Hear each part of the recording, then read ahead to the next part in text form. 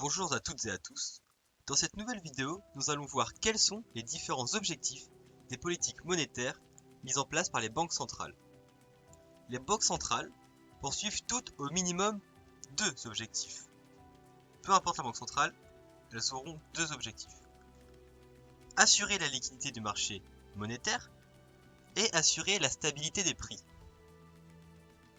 Selon certains économistes, il est possible de leur assigner d'autres objectifs complémentaires, tels qu'assurer la stabilité de l'activité économique et de l'emploi, assurer la stabilité des taux de change, qu'on ne verra pas, et assurer la stabilité du marché financier. Voyons voir d'abord la première mission des banques centrales, qui consiste à assurer la liquidité du marché monétaire. La liquidité du marché monétaire, voilà. La banque centrale doit alimenter le marché monétaire en monnaie banque centrale, MBC, pour éviter les crises monétaires, les crises de liquidité. En temps normal, les banques acceptent de se prêter de la monnaie banque centrale sur les marchés interbancaires, comme nous l'avons vu dans des précédentes vidéos. Cependant, en cas de crise de liquidité, les banques refusent de se prêter de la monnaie banque centrale car elles craignent de ne pas être remboursées. Cette crise de liquidité peut déboucher sur une crise systémique, c'est-à-dire une crise qui touche l'ensemble de l'économie et non plus seulement les banques. Pourquoi cela? Eh bien, parce qu'en cas de crise de liquidité, certaines banques n'auront pas les fonds nécessaires pour rembourser leurs précédents emprunts. Elles seront donc en défaut de paiement vis-à-vis des autres banques. Ces banques-là comptaient sur le fait de pouvoir remprunter pour pouvoir faire leurs échanges de monnaie banque centrale. Cependant, si elles ne peuvent pas emprunter, elles ne peuvent pas rembourser leurs précédents emprunts, elles sont donc en défaut de paiement. Qu'est-ce que ça entraîne que des banques arrivent en défaut de paiement? Défaut de paiement. Eh bien, ça peut entraîner un effet domino. C'est-à-dire que des banques qui étaient saines à la base feront elles aussi défaut de paiement car elles n'auront pas récupéré ce qu'elles auront prêté aux banques qui ont fait défaut précédemment. Et donc à partir de là, elles sont en manque de liquidité, donc elles ne peuvent plus rembourser, donc elles font défaut, donc d'autres banques qui comptaient sur leur remboursement n'ont plus d'argent, donc elles font défaut, etc. C'est un effet domino, c'est un cercle vicieux. Et cela a des conséquences sur les activités bancaires, sur les crédits, et sur la sphère réelle, telle que le crédit crunch, c'est-à-dire une contraction du crédit. Les banques ne vont plus donner de crédit parce qu'elles n'ont plus de quoi le donner et elles ont peur de prêter, et aussi des effets de bank run, c'est-à-dire les gens qui ont peur de voir leur argent perdu avec une fermeture des banques vont retirer toute leur liquidité des banques, et donc les banques n'ont plus de liquidité, n'ont plus d'argent à prêter, donc elles font faillite, etc., etc., et on continue comme ça jusqu'à avoir une énorme crise, un peu comme ce qui s'est passé en 2008. Très bien. Le deuxième objectif de la Banque centrale, c'est d'assurer la stabilité des prix. Il faut maîtriser l'inflation.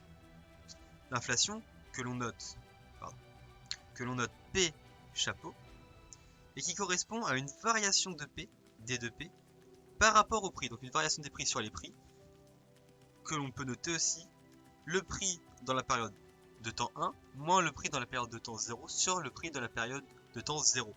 Un taux d'accroissement. Donc il faut à la fois maîtriser l'inflation, donc maîtriser P chapeau pour éviter qu'il ne s'enflamme et qu'il atteigne des taux indécents, mais il faut également éviter la déflation. Alors, qu'est-ce que la déflation? Il ne faut pas confondre déflation et baisse de l'inflation. Un taux d'inflation qui était de 5% puis qui baisse à 4%, ce n'est pas de la déflation, c'est une baisse de l'inflation. Une déflation, c'est lorsque l'inflation est inférieure à 0, lorsque l'inflation est négative. Attention, on fait bien attention de ne pas confondre les deux. Une baisse de l'inflation peut être souhaitable, mais une déflation ne sera jamais souhaitable. Dites à un économiste que vous souhaitez voir de la déflation, il va probablement faire une attaque. Voilà, parenthèse fermée. Donc, quelles sont les conséquences négative d'une inflation trop forte? Eh bien, comme on le sait avec la microéconomie, les décisions des agents dépendent des prix relatifs, c'est-à-dire des prix d'un bien par rapport à un autre bien, ou d'un service par rapport à un autre service, etc. Par exemple, dans un cadre de maximisation du profit, chaque entreprise va augmenter la production des biens dont les prix relatifs augmentent. Par exemple, si la baguette et le croissant sont tous les deux à 1 euro, voilà, l'entreprise choisit de produire des baguettes ou des croissants un peu indifféremment, etc. Cependant, si la baguette passe à 3 euros et le croissant seulement à 2 euros, et bien pour les entreprises, il vaudra mieux produire plus de baguettes parce qu'elles rapportent plus. Si les agents peuvent anticiper correctement le taux d'inflation, il n'y a pas trop de problème. Le problème, c'est que les prix ne bougent pas à la même vitesse. Par exemple, pour une inflation de 2%, les baguettes peuvent voir leur prix augmenter de 1% et les ordinateurs de 3%. On aura bien une inflation globale de 2%, mais les prix de ces deux biens auront bougé différemment. Et en soi, sur une inflation faible, ça n'a pas trop d'importance.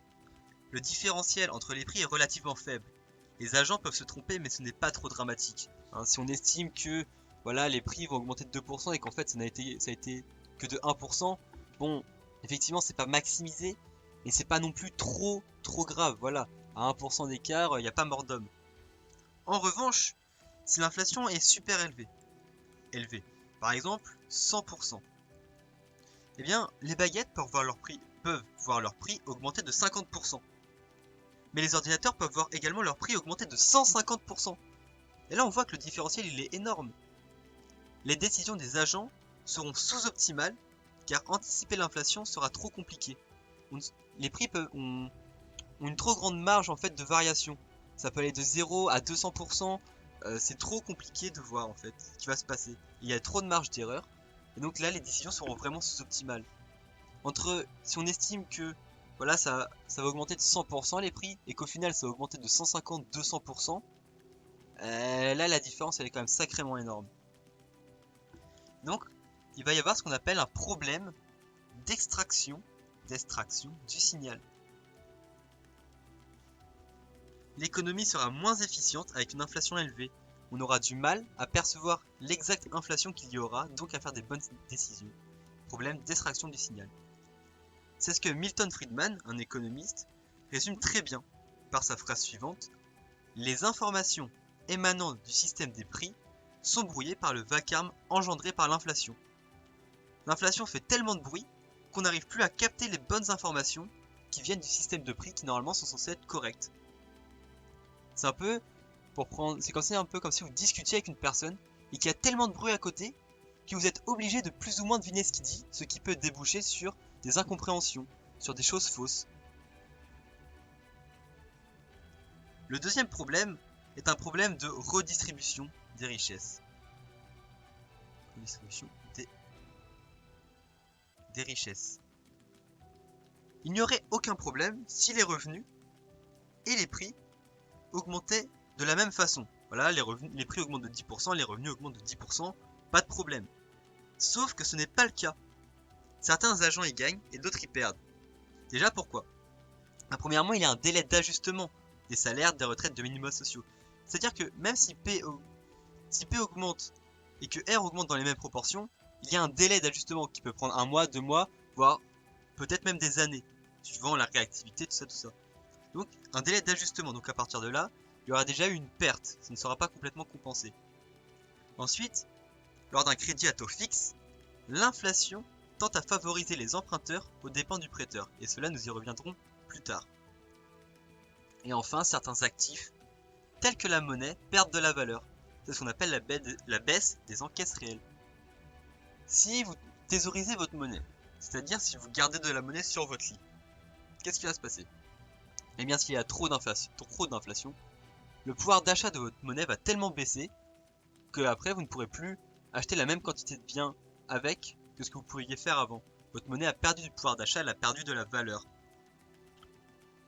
Troisième problème, en régime de change fixe ou de monnaie unique, donc comme l'Europe, on a une seule monnaie unique, donc on n'a pas de taux de change entre les pays de l'Union Européenne. Un différentiel d'inflation entraîne un différentiel de compétitivité prix.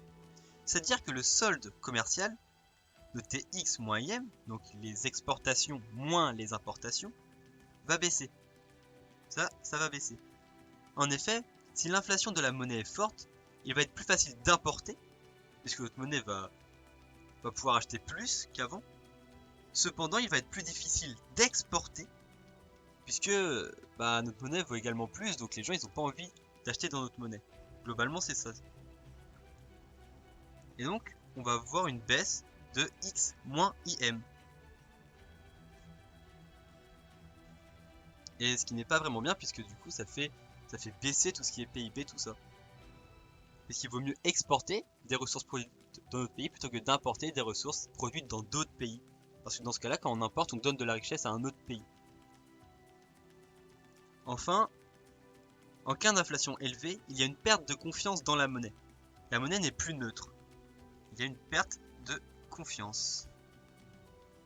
Voilà. Les gens savent qu'elle ne vaudra plus rien. Si il y a un taux d'inflation de 1000%, bien vous savez que demain, elle ne vaudra plus rien, votre monnaie. Vous ne pourrez plus rien acheter avec. Enfin, avec les mêmes quantités de monnaie, vous ne pourrez plus acheter la même chose. Donc les gens vont chercher à s'en débarrasser. Si demain la monnaie vaut plus rien, il vaut mieux que je la consomme maintenant tant qu'elle vaut quelque chose. Il y a donc une augmentation des transactions. Augmentation des transactions. Car on cherche à consommer aujourd'hui plutôt que consommer demain. On ne veut pas consommer demain, on préfère consommer aujourd'hui. La monnaie circule donc plus vite. On rappelle la petite équation qu'on verra plus tard, MV égale PY. Voilà. Donc, si la monnaie circule plus vite, on va avoir une augmentation de V. Si une augmentation de V, il faut forcément compenser, c'est une égalité comptable, soit P, soit Y. Eh bien, dans un modèle d'offre, voilà, c'est P qui va augmenter. La vitesse de transaction va augmenter puisqu'on va se débarrasser aujourd'hui, donc P va augmenter. Or, si P augmente, l'inflation augmente, donc on a encore plus envie de se débarrasser de la monnaie, donc on va refaire augmenter les transactions, la vitesse de transaction, donc les prix vont augmenter, donc la vitesse de transaction augmente, donc les prix augmentent. Bon, on peut continuer à l'infini, vous avez bien compris. Donc c'est un phénomène auto-entretenu qui peut dégénérer en hyperinflation. Et par exemple, un cas typique, c'est l'Allemagne en 1923, qui avait un taux, non pas de 100%, non pas de 1000%, mais de 3 250 000% d'inflation. C'est plutôt énorme. Et à ce sujet, je vous renvoie une vidéo qui a été faite en macro L1 où j'explique un peu plus profondément ce que ce taux d'inflation va causer en Allemagne, notamment avec le prix aberrant d'un ticket de tram, qui valait quelques milliards de Deutschmark. Également, dernier problème, la monnaie a un coût d'utilisation trop élevé, donc on va se tourner vers des monnaies étrangères ou vers une économie de troc, ce qui fait baisser le Y réel. Voilà, si notre monnaie est trop chère à utiliser, on va utiliser du dollar, des yens, je sais pas, une autre monnaie, ou alors on va troquer entre nous, parce que de toute façon la monnaie, ne vaudra plus rien. Bien, maintenant, on va laisser ce graphique de côté, il est apparu un peu trop tôt. Revenons maintenant sur le taux d'intérêt, la relation, le lien entre le taux d'intérêt et le taux d'inflation. Ce sont des choses qu'on a déjà plus ou moins vues en macro L1, mais qu'on va rappeler, peut-être un peu peaufiner par rapport à ce qu'on avait vu. Donc on rappelle que l'on raisonne en absence d'illusion monétaire. C'est-à-dire que les agents ne raisonnent pas sur du nominal, mais sur du réel. Ils raisonnent par rapport à ce qu'ils peuvent acheter concrètement et non pas sur les chiffres en fait qu'ils vont avoir. Ainsi, les décisions des prêteurs et des emprunteurs dépendent du taux d'intérêt réel R, qui est égal au taux d'intérêt nominal I moins le taux d'inflation. Le problème, c'est que sur les contrats d'emprunt bancaires ou obligataires, c'est le taux nominal I qui est stipulé. On ne va pas noter le taux réel. Voilà, si vous avez un taux à 8%, c'est le taux nominal. Donc au moment où ils négocient, les emprunteurs et les prêteurs, les décisions des créanciers et des emprunteurs justement reposent sur le taux d'inflation qu'ils anticipent. Dans un premier temps, supposant qu'ils anticipent le même taux. Là, ils anticipent un taux d'inflation, P chapeau E pour expected, qui est égal à 3%. Voilà, ça c'est le taux d'inflation qu'ils anticipent. Ils se disent, voilà, alors moi j'ai fait des calculs, tout ça, le taux d'inflation sera de 3%. Ok. Supposons que le marché s'équilibre au taux R étoile, donc le taux d'intérêt réel égale 5%. Dans cette situation, ceux qui vont emprunter, ce sont ceux qui acceptent d'emprunter à un taux réel inférieur ou égal à 5%. Pour certains, ce taux sera trop élevé, donc ils n'emprunteront pas. A l'inverse, ceux qui prêtent, ce sont ceux qui acceptent de le faire à un taux supérieur ou égal à 5%. Certains ne prêteront pas car ce taux sera trop faible. Et c'est le taux d'équilibre du marché. Voilà. Avec ces données, R et P chapeau, inflation, on peut en déduire le taux nominal qui va permettre de calculer le montant des intérêts. Donc si on a l'équation R égale I moins P chapeau, ou P chapeau E, hein, comme vous voulez, eh bien, on a juste à bouger P chapeau et on obtient I est égal à R plus l'inflation estimée. Et ça, c'est ce qu'on va appeler l'équation de Fisher. Voilà, ça c'est ce qu'on appelle l'équation de Fisher. Voilà. Donc qu'est-ce que ça signifie? Ça signifie que le taux d'intérêt nominal, comment il est calculé avec le taux d'intérêt réel, plus, donc le taux d'intérêt qu'on est prêt à payer avec l'inflation. Enfin, le taux d'intérêt réel, donc le taux d'intérêt qui va dépendre de l'inflation, plus le taux d'inflation attendu. Et donc ce taux I, c'est celui qui sera noté sur le contrat et qu'on devra rembourser. Imaginons, enfin dans notre cas, nous avons I qui est égal à R plus P chapeau E. Donc I qui reprend, si on reprend nos données, qui est égal à 5%, le taux réel déterminé par le marché, plus le taux d'inflation attendu, qui est de 3%. Hop, on ne pas les petites étoiles ici. Voilà. Dans cet exemple, personne n'est lésé, tout se passe bien. Voilà, ils ont anticipé le beau taux d'inflation, qui est de 8%. Voilà, 5 plus 3, 8%. Personne n'est lésé, ils ont anticipé tous les deux le bon taux, ils sont en mode, ok, moi j'accepte, voilà, j'aurai des bons intérêts, toi tu paies, t'as une bonne charge à financer, tu peux le supporter, tout ça, tout se passe bien. Bon, ça, vous vous doutez, c'est dans le meilleur des mondes. Si on en parle, c'est qu'il y a forcément des problèmes qui vont arriver. Bon, supposons que l'on constate une inflation plus forte que prévu. C'est-à-dire que nous avons P chapeau, donc l'inflation constatée, qui est supérieure à l'inflation prévue. Eh bien, ça va entraîner le fait que le taux d'intérêt sera inférieur au taux d'intérêt prévu. Le taux d'intérêt réel effectif sera inférieur au taux d'intérêt réel prévu. Pourquoi? Eh bien, si R égale I moins l'inflation attendue, eh bien R il est égal à 8%, comme on vient de le calculer, moins le taux d'inflation attendu qui était de 3%. Donc R est égal à 5%. Voilà.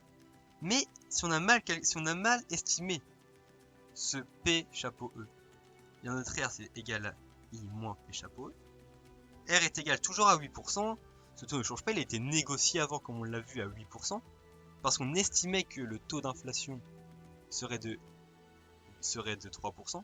Cependant, le taux d'inflation constaté n'est pas de 3%, il est de 4%. 8 moins 4, ça fait 4. On a donc le taux constaté qui est inférieur au taux prévu à la base. Mais qu'est-ce qui se passe dans ce cas? En termes nominaux, je dis bien en termes nominal, l'inflation n'a aucun impact. L'emprunteur s'engage à rembourser le capital emprunté, noté D, oui c'est un D, et à verser chaque année les intérêts ID, qui sont égaux à 8%. Donc il doit rembourser ça. Il doit rembourser ID et D. C'est-à-dire ce qu'il a emprunté plus les taux d'intérêt. Il anticipait à la base de pouvoir supporter cette charge, l'emprunteur, avec une inflation de 3%, parce qu'il anticipait également une hausse annuelle de ses revenus de 3%. C'est l'inflation. Les prix augmentent, mais les revenus aussi normalement. Si on oublie les problèmes vus plus haut. Cependant, dans cette situation, il y a plus d'inflation que prévu, donc le pouvoir d'achat augmente plus que ce qu'il avait prévu. Une inflation plus forte va lui faciliter des choses, car ses revenus augmentent plus vite que ce qu'il avait prévu, et ainsi le poids de ses revenus, le poids de D et ID dans ses revenus va baisser. On va voir cela avec un exemple. Je vais essayer de rendre assez clair parce que moi sur ma feuille c'est pas très clair. Alors, nous avons les revenus de cette personne, les revenus de Jacques, voilà, qui sont égales à 1000. Sauf que il a besoin d'emprunter pour une raison X ou Y. Il a besoin d'emprunter 100 euros. Voilà, D qui est égal à 100 euros. On a vu qu'avant, voilà, le taux d'intérêt nominal s'est établi à 8%. Parce que voilà, il a accepté d'emprunter un taux réel de 5%. Puisqu'il estimait que l'inflation était égale à 3%. Donc, paf, ça fait 8%. On l'a montré avant. Voilà. Donc au final, ce qu'il doit rembourser, eh bien c'est 100 euros, donc le D, plus ID, donc 8% de 1000 euros, 8% de 100 euros. Donc il doit rembourser 8% de 100 euros. Donc ça fait 100 plus 8% de 100 euros, ça fait 8, c'est égal à 108. Il doit rembourser 108 euros. Voilà. Si on regarde cette dépense, bon, c'est égal à 10,8% de ses revenus. Mais c'est pas ça qui nous importe.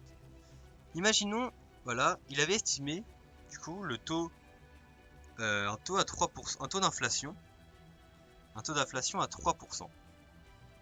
Ok. C'est-à-dire que ses revenus seraient passés à 1030 euros. Ses revenus totaux seraient passés à 1030 euros. Il doit rembourser toujours 108 euros. En termes nominal, on l'a dit, ça ne change rien. Et bien par simple produit en croix, on obtient 10,5%.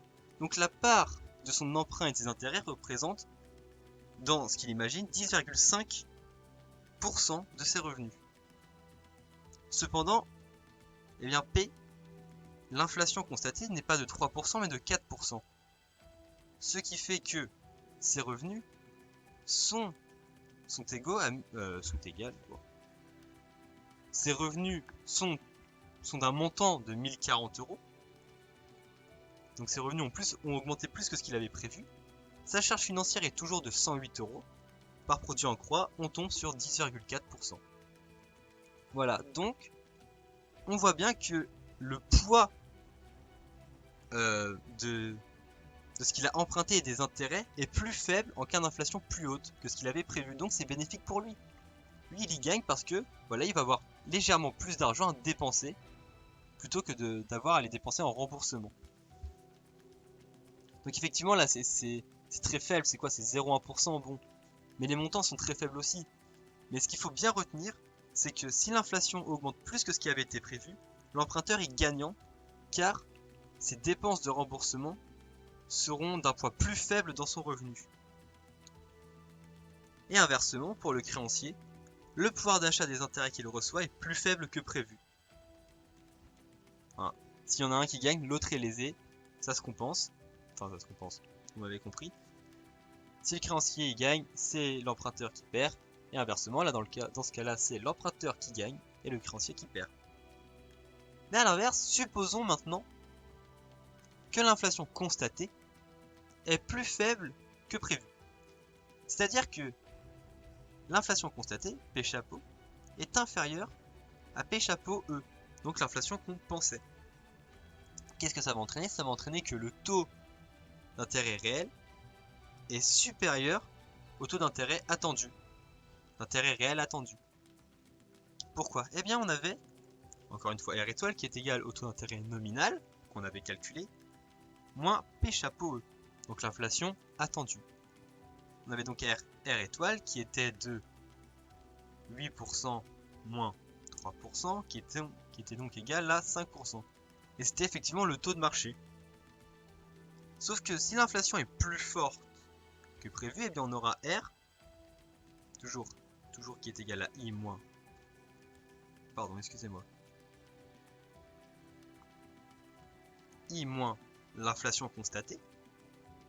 Donc ça nous fait 8 moins, si c'est plus faible, on va prendre 2% par exemple. Donc 8% moins 2%. R est donc égal à 6%.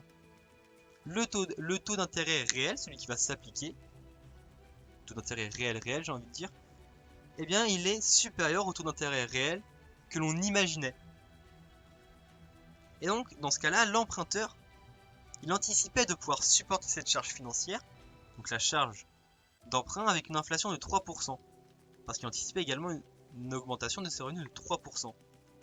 Mais une inflation plus faible que prévu, ça lui complique les choses, car ses revenus ont certes augmenté, mais ils augmentent moins vite que ce qu'il avait prévu. Donc le poids de D et de ID, donc le poids de l'emprunt plus des intérêts dans ses revenus augmente. Alors, pareil, on va reprendre un petit exemple pour illustrer. Alors, donc si l'inflation attendue était égale à 3%, eh bien il anticipait un poids de cette dépense qui était égal à 10,5% de ses revenus. Cependant, l'inflation constatée était égale à 2%.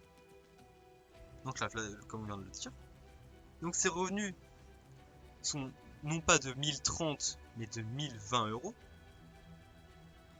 Donc à partir de là, hop, il doit toujours rembourser 108 euros, puisque le taux nominal est bien de 8% et qu'il empruntait 100 euros.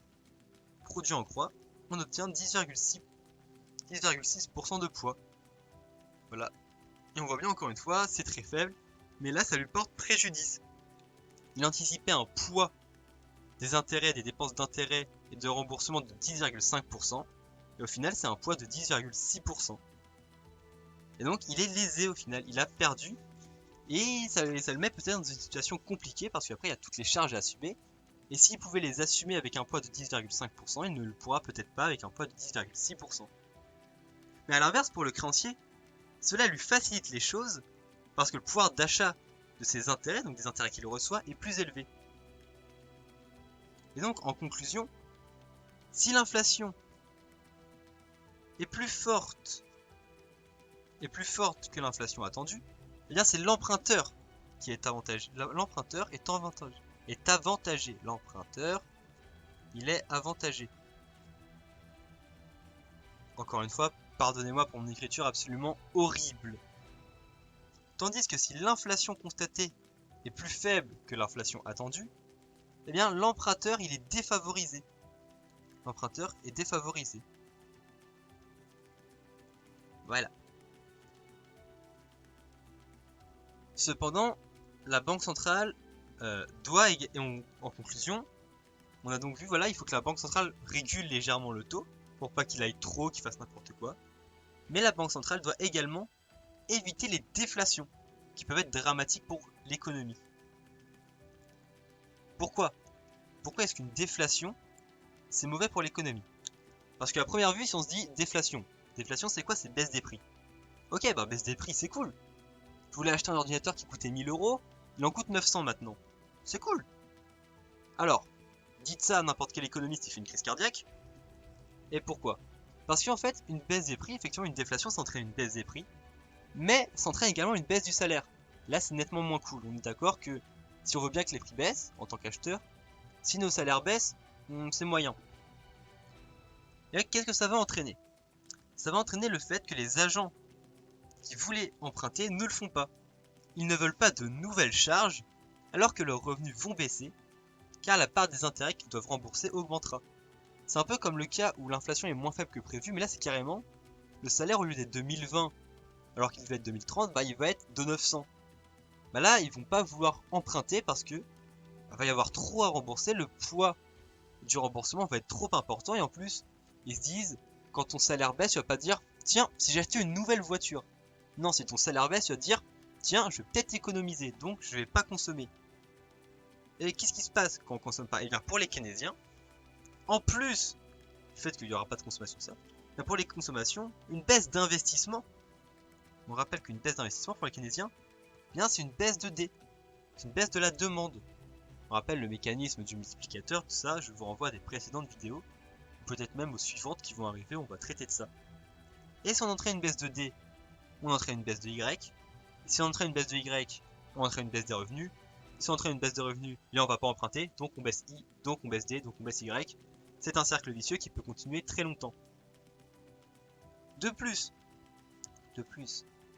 les agents déjà endettés risquent de faire faillite, car il y a une baisse de R, donc il y a une augmentation des poids de remboursement. Hein, c'est ce qu'on avait dit, voilà. Si on a une baisse des revenus, eh bien le poids de D, donc de ce qu'on a emprunté, et de ID, donc des intérêts, va considérablement augmenter. Donc ils ne pourront peut-être pas rembourser, ça les fout dans la merde, ils ne pourront pas rembourser.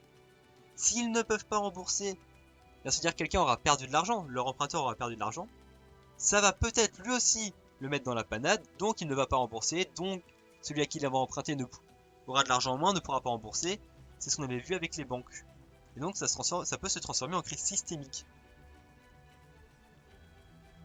Également, si l'inflation est inférieure à 0, donc de la déflation, il peut y avoir un report des dépenses, donc une baisse de DG, ce qui entraîne un ralentissement de l'éco. Alors pourquoi? Alors parce qu'on peut se dire, voilà, anticipation négative, si les prix baissent maintenant, j'anticipe qu'ils peuvent encore baisser, donc je vais reporter mes dépenses pour avoir des prix encore plus bas. Voilà, c'est un petit peu le raisonnement qu'il peut y avoir, c'est discutable, mais voilà, ça peut être également un effet de la déflation. Également, si la déflation est forte, il n'est pas sûr que le marché réussisse à fixer un taux d'intérêt nominal, donc un taux d'intérêt I, d'équilibre. Pourquoi? Eh bien, imaginons voilà une inflation attendue qui est égale à moins 7%.